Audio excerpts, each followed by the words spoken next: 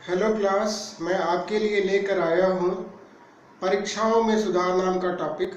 यह topic history of Indian education जो कि बीएड फोर्थ सेमेस्टर का एक पेपर है 404 और यूनिट 3 में आप देखेंगे तो उसमें बी पार्ट में लास्ट में लिखा हुआ है एग्जामिनेशन रिफॉर्म्स यानी परीक्षाओं में सुधार।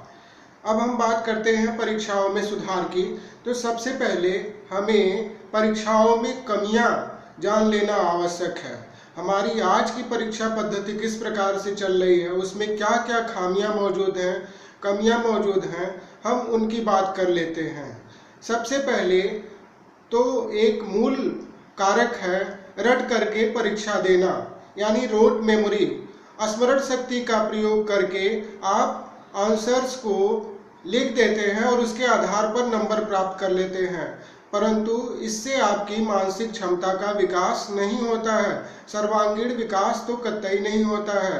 और आप सभी जानते हैं कि परीक्षाओं का उद्देश्य है आपकी कमियों का पता लगाना और आगे उसमें शिक्षण के द्वारा सुधार करना। चलिए दूसरे टॉपिक पर चलते हैं। परीक्षाएं विद्यालयोन्मुखी हैं यानी स्कूल ओरिएंटेड हैं, विद्यालय उन्मुखी हैं, स्कूल ओरिएंटेड। इसका मतलब होता है कि एक छात्र अपने 24 घंटे में से 8 या 6 घंटे को विद्यालय में बिताता है यानी वहाँ वह अध्ययन कार्य करता है, परंतु 24 घंटे में 8 घंटे विद्यालय बिता लेने से उसका सर्वांगीण विकास नहीं होता। आप विद्यालय में जो भी अध्ययन करते हैं और आपको जो पढ़ाया जाता है सिर्फ उसी को आपको व्यक्तित्व में समाहित नहीं किया जा सकता है। आपके और भी गैर शैक्षणिक पहलू हैं, सामाजिक पहलू हैं, उनका मूल्यांकन ये परीक्षाएं नहीं करती हैं। आज की परीक्षा पद्धति का सबसे बड़ा दोष यही है कि जो गैर शैक्षणिक मूल्य हैं उनका मूल्यांकन संभव नहीं हो पाता है। तीसरा पॉइंट है एक आघाती परीक्षा। एक आघाती परीक्षा मतलब वन टाइम एग्जामिनेशन। आप सभी जानते हैं कि जब आप 10th या 12th में रहे होंगे तो इतना सारा प्रेशर हो जाता है स्टूडेंट्स के ऊपर कि वो सोचते हैं कि कहीं हम फेल ना हो जाए। एक भय और तनाव का वातावरण बन जाता है। क्योंकि उन्हें पहली बार इतना बड़ा प्रेशर होता है कि 10वीं में पास होना है या इतने नंबर लाने हैं, 10वीं या 12वीं। तो हम ऐसा क्यों करते हैं कि 10 या 12 वर्षों की पढ़ाई में एक ही एग्जामिनेशन पर इतना प्रेशर देते हैं। यह परीक्षा पद्धति का सबसे बड़ा दोष है। इसी को हिंदी में कहेंगे एक आघाती परीक्षा या वन टाइम एग्जामिनेशन। साल 12 वर्षों के समय में बस 2 बार आपको परीक्षा का फियर महसूस होता है व्यापक तौर पर। फिर चलते हैं चौथे टॉपिक पर जो है भय एवं तनाव का वातावरण। परीक्षाएं आज के समय में इतना तनावग्रस्त कर देती हैं कि जो आपको आता भी है उसका भी आप प्रदर्शन नहीं कर पाते। बालक असफल होने के डर से तनावग्रस्त हो जाते हैं और गलत कदम भी उठा लेते हैं कभी कभी। तो ऐसे में भय और तनाव का वातावरण उत्पन्न करना परीक्षाओं का तो उद्देश्य कदापि नहीं होना चाहिए। फिर चलिए आगे बढ़ते हैं। अभी तक हम लोगों ने पढ़ा है कि रट करके एग्ज़ाम दे देना या स्कूल ओरिएंटेड गैर शैक्षणिक पहलुओं पे ध्यान नहीं देना परीक्षा पद्धति में, 10वीं या 12वीं के एग्ज़ाम पर अत्यधिक प्रेशर देना, ये बात हो गई। फिर परीक्षाओं के द्वारा भय एवं तनाव के वातावरण की बात हो गई। ये सभी खामियां हैं। अब 5वीं खामी पर चलते हैं, 5वीं कमी पर चलते हैं। प्रश्न पत्रों का निम्न स्तर। कभी आपने देखा होगा कि प्रश्न पत्र इस तरह से पूछे जाते हैं कि वह एकदम स्लो लेवल, एकदम लो लेवल के होते हैं और उसमें जो अनुपात होना चाहिए यानी कि सामान्यतर ज़्यादा 60% क्वेश्चंस होते हैं वो सामान्य स्तर के बालकों के लिए होते हैं, बाकी 40% में 20% प्रतिभाशाली के लिए और 20% क्वेश्चन लो लेवल के होते हैं।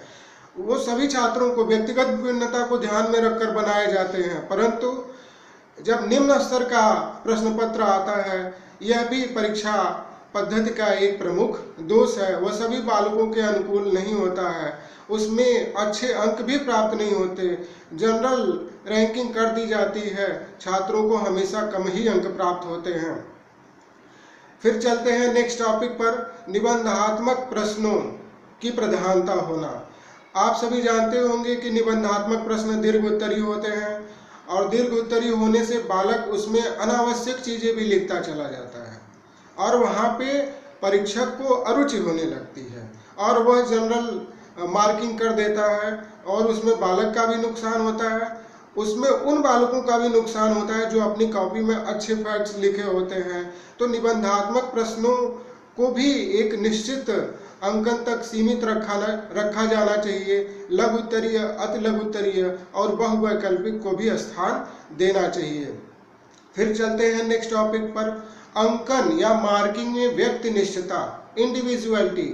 आप देखेंगे कि आपने एक कॉपी लिखी और उसी कॉपी को आपने एक एग्जामिनर को दिया तो उसने 60 नंबर दिए, उसी कॉपी को आपने दूसरे एग्जामिनर को दिया बिना बताए कि 60 मिले हैं, बिना चेक हुई कॉपी, ठीक वैसा ही लिखा हुआ तो उसने 70 दिए और कोई उस पर 50 भी दे सकता है। तो मार्किंग में ये जो इंडिविजुअलिटी आती है, व्यक्तिनिष्ठता आती है, ये बहुत ही गलत है, यह परीक्षा पद्धति की एक प्रमुख कमी है। नेक्स्ट में चलते हैं कि मूल्यांकन के जो साधन हैं, मूल्यांकन के साधन सिर्फ लिखित परीक्षा नहीं होती है। लिखित परीक्षा के आधार पर ही हम मूल्यांकन कर लेते हैं, यह परीक्षा पद्धति बहुत ही गलत है। इसमें हम को और चीज़ें ऐड करनी चाहिए, जैसे प्रोजेक्ट बेस्ड जो भी टेस्ट होते हैं उनको, या क्रिएटिव वर्क्स के आधार पर टेस्ट लेना चाहिए, या प्रॉब्लम सॉल्विंग पे टेस्ट लेना चाहिए, असाइनमेंट देना चाहिए, टीम वर्क पे नंबर देने चाहिए।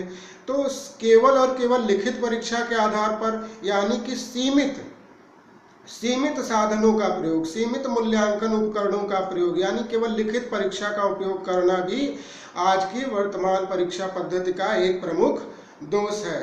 अब जो नेक्स्ट टॉपिक है वो है कुप्रबंधन, जिसको कि कहते हैं मिसमैनेजमेंट। मिसमैनेजमेंट आज एक प्रमुख दोष है। मिसमैनेजमेंट क्या है?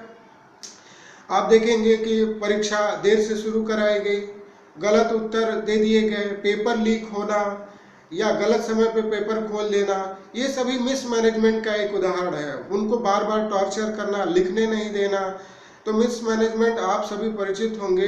कुप्रबंधन इसको कहा जाता है। इससे भी आपके बालक की क्षमता का सही मूल्यांकन नहीं हो पाता, परीक्षा अपने उद्देश्य में असफल रह जाती है। फिर इसके बाद आगे चलते हैं, मूल प्राप्तांकों की गलत व्याख्या। आप सभी जानते हैं कि यूपी बोर्ड और सीबीएसई बोर्ड के बालकों में जो अंकन किया जाता है बालकों की कॉपी में, उसमें एक व्यापक डिफरेंस होता है। सीबीएसई के लिए 90, 80 बड़ी आम बात है और वहीं पर यूपी बोर्ड के लिए 60, 70%, 80% लाना एक बड़ी बात होती है। ऐसे में केवल उनके इन नंबरों के आधार पर, मार्क्स के आधार पर हम यह कह सकते हैं कि ये बालक उचित है और यह बालक बहुत आगे है, यह बालक बहुत पीछे है। ये कतई गलत बात है, यह बहुत ही गलत बात है। मूल प्राप्तांकों की गलत व्याख्या नहीं की जानी चाहिए। फिर नेक्स्ट टॉपिक पर चलते हैं, अनुमाप तकनीक का गलत उपयोग।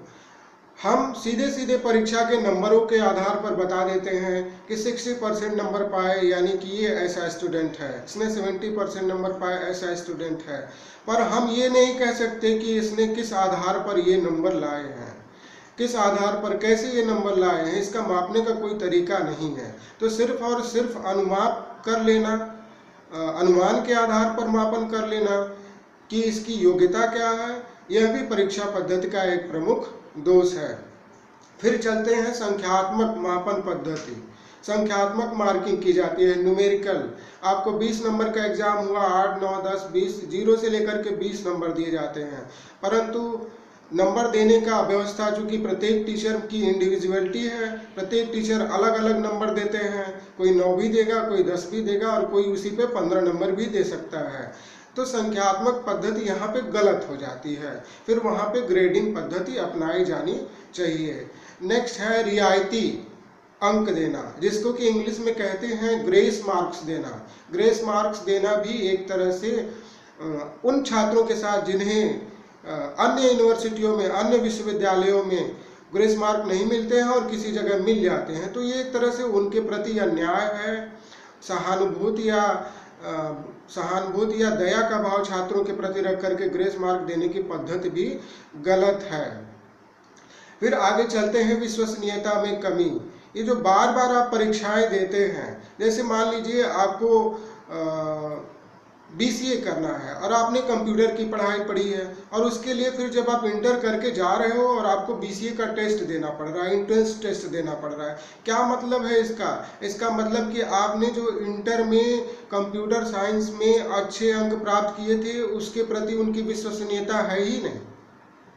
या फिर आपको मैनेजमेंट करना है और आपने बिजनेस स्टडीज पढ़ा है इंटरमीडिएट में, या आगे BCom करना है और इंटर में कॉमर्स पढ़ा है, तो ऐसे में उन कॉमर्स के नंबरों को, इंटरमीडिएट के कॉमर्स के नंबरों को आधार बना करके उन्हें BCA में एडमिशन ले लेना चाहिए, या बिजनेस स्टडीज के नंबरों को आधार बना करके उन्हें BBA में एडमिशन लेना चाहिए। परंतु ऐसा नहीं होता है। इसका मतलब है कि आप उस परीक्षा के प्रति विश्वसनीयता नहीं दिखा रहे हैं जो बालक पहले दे करके आया है। ठीक है, तो यह भी एक प्रमुख कमी है। अब हम चलते हैं कि इन कमियों को दूर कैसे किया जाए। जाहिर सी बात है, जहां रोट मेमोरी, रटंत विद्या की बात आती है तो सारे प्रश्न दिए जाएं, तीनों डोमेन के प्रश्न दिए जाएं, ज्ञानात्मक, भावात्मक और क्रियात्मक। विद्यालय उन्मुखी शिक्षा जो है, स्कूल ओरिएंटेड शिक्षा, इसमें जो गैर शैक्षणिक पहलू हैं, जो सोशल वैल्यूज़ हैं, उनको भी उसमें स्थान देना चाहिए, उनका भी मूल्यांकन किया जाना चाहिए। एक टाइम में किसी भी एक एग्ज़ाम पे इतना फोकस नहीं करना चाहिए और सफल होने के लिए प्रेरित करना और असफलता का डर उन पे व्यापित न होना पाए, इतना स्ट्रेस न बनाया जाए। निबंधात्मक प्रश्नों के अलावा लघुत्तरीय, अति लघुत्तरीय और बहुवैकल्पिक प्रश्न भी दिए जाएं। प्रश्न पत्रों का, क्वेश्चन पेपर का स्तर ऐसा हो कि उसमें कठिन प्रश्न भी हो, सामान्य स्तर के प्रश्न भी हो और निम्न स्तर के भी प्रश्न रखे जाएं। संख्यात्मक जो मार्किंग है, न्यूमेरिकल मार्किंग है, वहाँ पे उसके आधार पर उसके स्थान पर ग्रेडिंग पद्धति अपनाई जाए, मैनेजमेंट को सही किया जाए। और इन सब बातों को ध्यान में रखते हुए हम इन कमियों को दूर कर सकते हैं।